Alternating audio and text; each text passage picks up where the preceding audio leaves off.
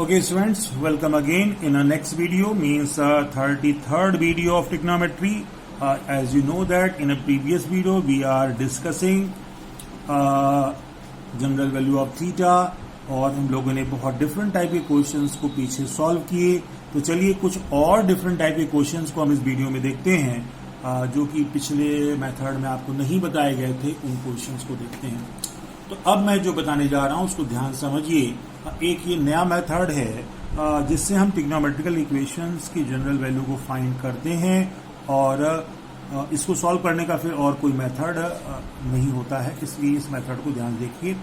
तो general solution of trigonometrical equation of type a cos x plus b sin x is equals to c। कोई भी trigonometrical equation अगर a cos theta plus b sin theta is equal to c के form में है तो इसको कैसे solve करेंगे, बात समझे ना। देखो मैंने पहले ही बताया था ये cos है, ये sin है। सॉल्व करने के लिए या तो पूरा सभी को cos में कन्वर्ट कर लो या सभी को sin में कर लो, तो सॉल्व करना आसान हो जाता है। तो अब अगर यहाँ cos sin इस तरीके से आता है तो बिना एंगल में चेंज लाए हम कैसे दोनों को एक ही में कन्वर्ट करेंगे, ये आपको सोचने की चीज है। देखिए तो कभी भी a cos x plus b sin x is equal to c form में आता है तो क्या करते हैं, तो इन दिस केस हम क्या करेंगे, कभी भी ऐसा आ जाएगा तो divided by under root A square plus b square both side. तो कभी भी ऐसा केस आ जाए तो दोनों तरफ क्या करेंगे, हम अंडर रूट ए स्क्वायर प्लस बी स्क्वायर से हम डिवाइड कर देंगे, ठीक है ना। ए क्या है, ये आप देख रहे हैं coefficient of cos x, b क्या है कोफिशिएंट ऑफ साइन एक्स। तो दोनों के स्क्वायर का रूट लेकर के स्क्वायर को ऐड करके रूट ले लेंगे और इसी से डिवाइड कर देंगे दोनों तरफ। तो डिवाइड करेंगे क्या होगा, ए के नीचे देखो आ गया कॉस एक्स का कॉस एक्स आ गया, B upon this sine x and C upon same this आ गया। अब जब इतना आ जाता है तो अब अगर हम ये मान लें कि ए एंड बी या बी एंड ए लिखा भी गया है, B let B and A are perpendicular and base of any right angle triangle। तो भाई अगर ये देखो B था A था ना, तो एक राइट एंगल ट्राइंगल हम ले लें और राइट एंगल ट्राइंगल में हम क्या करें, परपेंडिकुलर को B मान लेते हैं, A को बेस मान लेते हैं, तो इसके हेल्प से और चलो इस एंगल को थीटा मान लेते हैं और पाइथागोरस से जब हाइपोटेन्यूज की वैल्यू निकालते हैं तो क्या मिलेगा, अंडर रूट ए स्क्वायर प्लस बी स्क्वायर मिल जाएगा। अब मैंने इसको थीटा मान लिया है। अब अगर इसको थीटा मान करके साइन थीटा की वैल्यू एज्यूम करते हैं, फाइंड करते हैं, तो sine theta is equals to perpendicular upon hypotenuse. Perpendicular is B given, hypotenuse is under root A square B square. तो we get here sine theta is equals to this one. And similarly, if we find a value of cos theta, the cos theta you know that base upon hypotenuse. To put here cos theta base is a and hypotenuse under root a square plus b square, ठीक।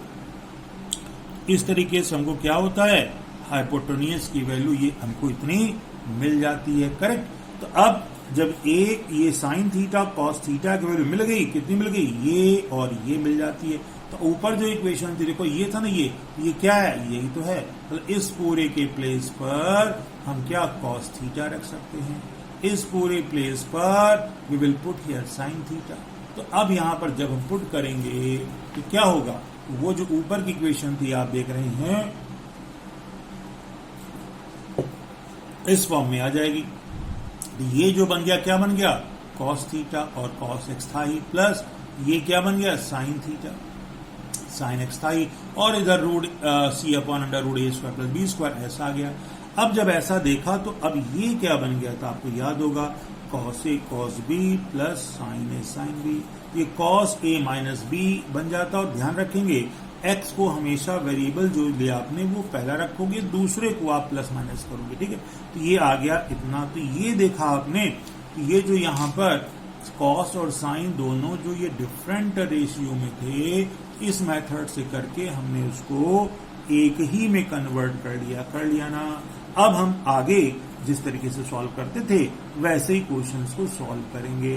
तो चलिए इसी technique पर based एक दो question हम लोग देखते हैं जिससे कि आप लोगों को सॉल्व करने में दिक्कत ना हो।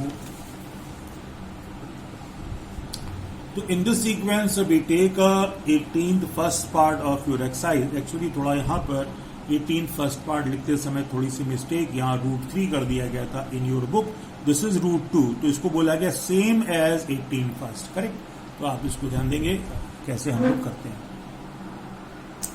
यहां पर हम लोग 18th फर्स्ट पार्ट को डिस्कस करेंगे, same as 18 first part question को। तो यहां पर ले लिया गया √3 sec x plus tan x is equals to 1, ये आपको क्वेश्चन ले लिया गया। तो अब आप देखें ये sec है, tan है, आपको पहले ही बताया था कि भाई दोनों चीजें एक ही रेशियो में हो तो आसानी होती है। तो उसके लिए क्या करते हैं, चलो भाई साइन कॉस में कन्वर्ट कर लेते हैं। सेक होता 1/cos, साइन होता sin/cos, कॉस कॉस एलसीएम मिल गया। तो क्या लिखोगे √3 plus sine whole upon cos. तो जब ऐसा किया तो अब इस कॉस को उधर भेज देंगे तो ये cos x आ गया।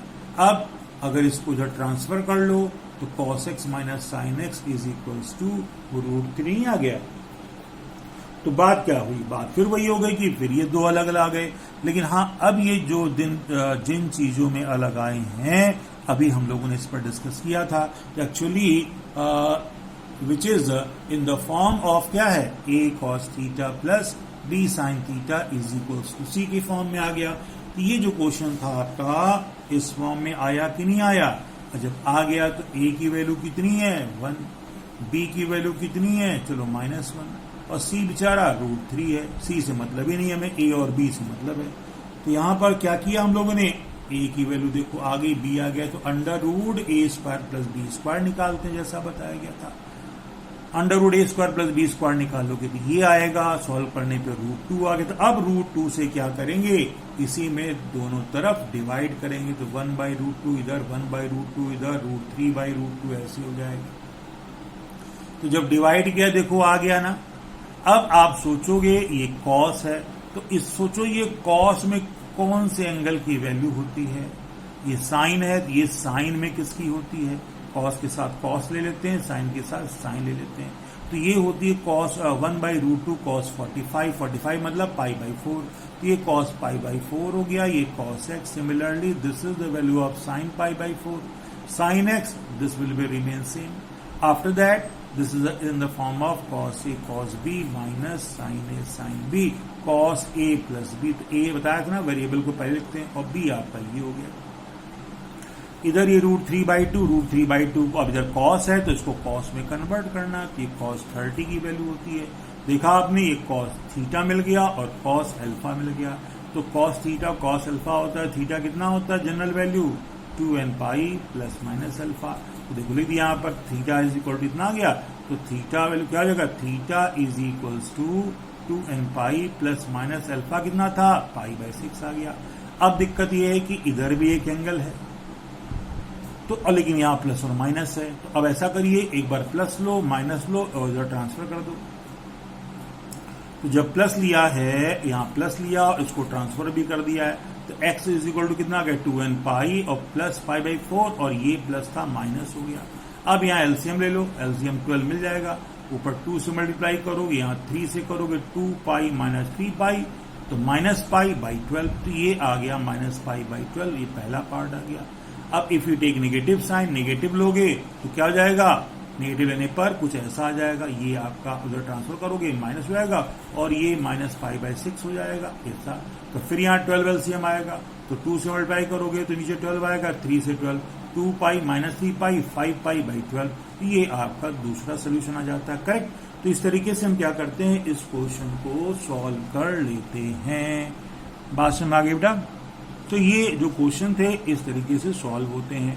चलिए इसी वे में एक क्वेश्चन और बता देते हैं आपको, जिससे कि थोड़ा बहुत कंफ्यूजन जो अगर अभी हो तो दूर हो जाए। फिर ये एक्सरसाइज हमारी खत्म हो जाएगी, हम लोग नेक्स्ट एक्सरसाइज स्टार्ट करेंगे। चलिए एक और क्वेश्चन देखते हैं। Actually this is the example. Question कह रहा है कि find the general solution of √3 cos x plus sine x is equals to √2। ठीक, तो अब फिर देखें हम लोग क्या है, it is also in the form of a cos theta plus b sin theta is equal to c के फॉर्म में है ना। अब जब इस फॉर्म में है तो क्या करें, जब इस फॉर्म में है तो a की वैल्यू कितनी आ गई, √3 आ गई। कंपेयर करो ना, a √3 आ गई, b कितना आ गया, साइन के साथ 1 माना जाएगा तो 1 आ गया। फिर √a² प्लस b² निकाल लेते हैं भाई, √a² b² निकालोगे तो √3 का स्क्वायर 3 और 1 का 1 रहेगा, 4 √4 में 2 आ गया। अब इसी 2 से क्या करेंगे, दोनों यहां भी डिवाइड कर देंगे, यहां भी डिवाइड कर देंगे, यहां भी कर देंगे, तो कर दिया हमने। और जब डिवाइड कर दिया तो ऐसा आ गया, √2 बाई 2 को 1 बाई √2 लिख सकते हैं। अब ये √3/2 ये कॉस है, तो बोलो जरा कॉस में किसकी वैल्यू होती है, कॉस 30 की वैल्यू। कॉस 30 को करोगे रेडियन में तो π/6 आ जाएगा, तो ये cos π/6 आ गया, cos x था, और ये sin π/6 sin 30 की वैल्यू होती है तो ऐसा आ जाएगा, ये ऐसा आ गया। अब बन गया cos a cos b plus sin a sin b, plus है तो माइनस होगा, cos a माइनस b का फॉर्मूला बन जाता है ये। अब इधर cos आ गया तो 1 बाई √2 cos में किसकी होती है, तो आप जानते हो cos π/4 45 की होती है। अब ये cos theta is equal to cos alpha आ गया, तो जनरल क्या आएगा, theta is equal to 2nπ plus minus alpha हो जाएगा। अब हमको तो x चाहिए तो इसको भगाओ उधर, ये जो भगाया गया तो ये माइनस था प्लस हो गया। अब यहाँ पर प्लस माइनस दोनों हैं, इन दोनों को सॉल्व करने के लिए एक बार प्लस लेंगे, जब प्लस लोगे तो 2nπ प्लस π/4 और प्लस π/6, एलसीएम 12 मिलेगा, सॉल्व करोगे तो ये आ जाएगा, ठीक। और इसी प्रकार से क्या करेंगे, हम नेगेटिव लेंगे, जब नेगेटिव लोगे तो क्या हो जाएगा, इधर माइनस हो जाएगा, ये प्लस। अब इनको सॉल्व करोगे फिर 12 एलसीएम मिलेगा, लेकिन यहाँ पर 3π प्लस 2π माइनस π/12 ये आंसर आ जाएगा। तो आपने देखा कि 2 आंसर आ जाते हैं इस क्वेश्चन के। तो उम्मीद करते हैं कि आप ये समझ गए होंगे कि अगर कोई भी question a cos x plus b sin x is equal to c के फॉर्म में है तो उसको कैसे सॉल्व किया जाता है, करेक्ट। तो इस तरीके से हम सॉल्व करके आंसर निकाल लेंगे। तो भाई ये एक्सरसाइज जो है आपकी 3.8 जो है वो हमारी तरफ से फिनिश हो जाती है। तो अब नेक्स्ट वीडियो में हम लोग स्टार्ट करेंगे 3.9 एक्सरसाइज, और आपसे उम्मीद करते हैं कि if you have any problem in any question anywhere you can ask me immediately without any hesitation. Thank you.